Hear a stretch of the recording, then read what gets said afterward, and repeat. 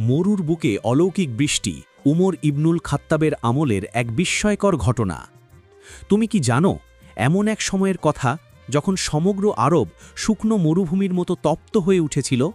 আকাশে এক ফোঁটা মেঘ নেই, বালুর ঝড় দম বন্ধ করে দিচ্ছে, শিশুরা কাঁদছে তৃষ্ণায়, পশুরা মারা যাচ্ছে পানির অভাবে। এমন ভয়ঙ্কর খরায় মানুষ হাহাকার করছে, আর তখনই ঘটে এমন এক অলৌকিক ঘটনা যা আজও ইতিহাসের পাতায় আলো ছড়ায়। খলিফা উমর রাদিয়াল্লাহু আনহু এর সময়কার সালাতুল ইস্তিসকা অর্থাৎ বৃষ্টির জন্য দোয়ার ঘটনা।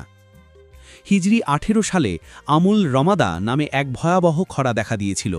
পুরো মদিনা শহর তখন ধুলায় ঢাকা, খেজুর গাছ শুকিয়ে যাচ্ছে, খাবারের মজুদ ফুরিয়ে যাচ্ছে। মানুষ চারদিক থেকে খলিফা উমরের দরজায় এসে আর্তনাদ করছে, হে আমিরুল মুমিনিন, আমরা তো ধ্বংস হয়ে যাচ্ছি।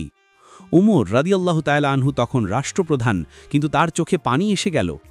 তিনি বললেন, আল্লাহর কসম, আমি এমন পর্যন্ত শান্তিতে ঘুমাবো না যতক্ষণ না এই উম্মতের জন্য কোনো পথ বের হয়। তিনি নিজে উপবাস থাকতেন যাতে তার জনগণের মতোই কষ্ট অনুভব করেন। এরপর তিনি একটি বিশেষ নামাজের আহ্বান জানালেন, ইস্তিসকার নামাজ অর্থাৎ বৃষ্টি প্রার্থনার নামাজ।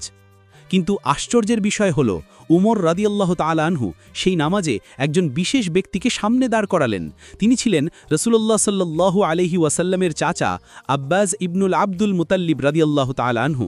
ওমর রাদিয়াল্লাহু তাআলা আনহু বললেন, হে মানুষ, আমরা নবীজির চাচার মাধ্যমে আল্লাহর কাছে বৃষ্টি চাইছি, কারণ তার রক্তে নবীজির রক্ত প্রবাহিত। তারপর আব্বাস রাদিয়াল্লাহু তাআলা আনহু আল্লাহর দরবারে হাত তুলে কান্না ভেজা কণ্ঠে বললেন, হে আল্লাহ, আমাদের উপর এই আকাশের দরজা খুলে দাও, আমরা তোর বান্দা, আমাদের আর কোনো আশ্রয় নেই। ইতিহাস বলে, তখনই দিগন্তে কালো মেঘ দেখা দেয়। মানুষ বিস্ময়ে তাকিয়ে দেখে মরুর আকাশে মেঘ গর্জে উঠেছে। কিছুক্ষণের মধ্যে ঝুম বৃষ্টি নেমে আসে, যেন আল্লাহ নিজ হাতে দোয়া কবুল করলেন। শুকনো জমি ভিজে গেল, গাছেরা আবার সবুজ হলো, পশুরা মুক্তির নিঃশ্বাস নিল।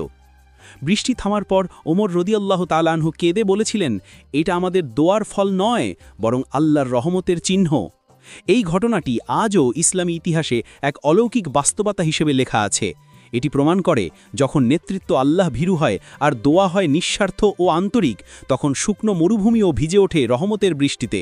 মেঘ এই গল্প আজও আমাদের শেখায়, আল্লাহর উপর ভরসা, দোয়ার শক্তি এবং নেতৃত্বের ত্যাগ, এই তিনটে জিনিস থাকলে সবচেয়ে কঠিন সময়েও অলৌকিক পরিবর্তন ঘটে যেতে পারে।